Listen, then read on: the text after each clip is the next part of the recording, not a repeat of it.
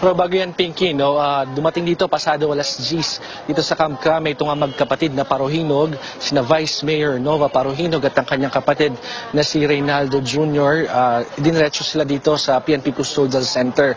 Ngayon, nakausap natin yung abogado nitong magkapatid na si Attorney Lawrence Carin at sinasabi nga niya na hindi siya pinapasok dito sa PNP Custodial Center kanina.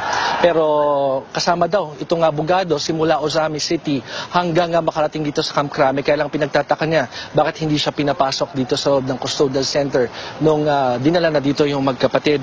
Ngayon, another question na nire-raise itong si Attorney Carin ay bakit pa dinala itong magkapatid dito sa Maynila kung nangyari yung sinasabing krimen or kung ano man ang nangyari dyan sa Ozamis City doon sa Mindanao. So pakinggan nga natin itong pahayag ni Attorney Carin. They fear for their lives if they will be transported without the company of a lawyer. Okay. Now they are now in solitude again. They are by their lonesome. Samantala, paliwanag naman ni PNP Chief De La Rosa, lehitimo at matagumpay ang naging operasyon ng CIDG dyan nga sa Ozamis City kahapon. Bagamat naging costly daw dahil 15 ang namatay dyan. Kasama na nga itong si Ozamis City Mayor Reynaldo Parohinog Sr. Pakinggan natin itong si PNP Chief De La Rosa at si CIDG Director Roel Ubusan. They are meant to be operated upon. They are meant to be operated upon, not to be liquidated. Depende na yon kung manglaban sila, then magkakaroon na yung kwento, then wala na tayong control dyan pag ganun. Pero pag sinabi mo na pinasok sila doon para patayin talaga, mahirap naman yun. It erases the doubt or the claim of the lawyer na they are meant to be liquidated. Kasi if that's really our intention, namatay na sana lahat. Si Madam Nova, wala na rin sana.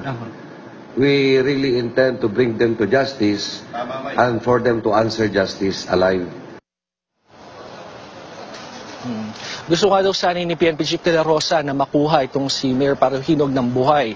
Pero dahil sa nanlaban ng mga ito, wala na daw silang magagawa. Pero bilang standard operating procedure, magsasagawa din daw ang PNP ng kanilang motu proprio investigation, ang PNP Internal Affairs Service, upang alamin yung regularidad na naging operasyon ng CIDG. Sa ngayon ay pinaghahanap pa rin ng otoridad ang isa pang anak ni Mayor Parohinog na si Ricardo, na board member ng probinsya ng Misamis Occidental. Pinky. May sinabi ba si PNP Chief De La Rosa hinggil sa yung pagputol ng linya ng CCTV camera ng mga operatiba nung nangyari yung search, George?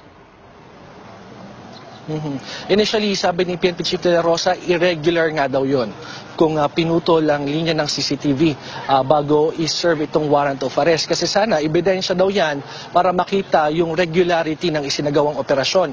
Kaya lamang ay binabanggit ni De La Rosa na gusto niyang marinig mismo sa mga operatiba niya kung bakit kinailangan putulin itong linya ng CCTV bago i-serve yung warrant, search warrant doon sa mga properties sa mga Parohinog. Kasi nga daw, may binabanggit siyang experience sila early 90s kung saan nag-serve naman ng warrant of arrest ng mga pulis doon sa Patriarch, si Octavio Parohinog, at sinasabi doon na yung mga operatiba na nag-serve nitong warrant laban sa Patriarch ay isa-isang pinatay. So gusto daw nila malaman yung dahilan at maaari nga daw procedural or operational yung dahilan kung bakit pinutol itong CCTV cameras doon sa lugar. Pinky. George Cahiles, nag-uulat.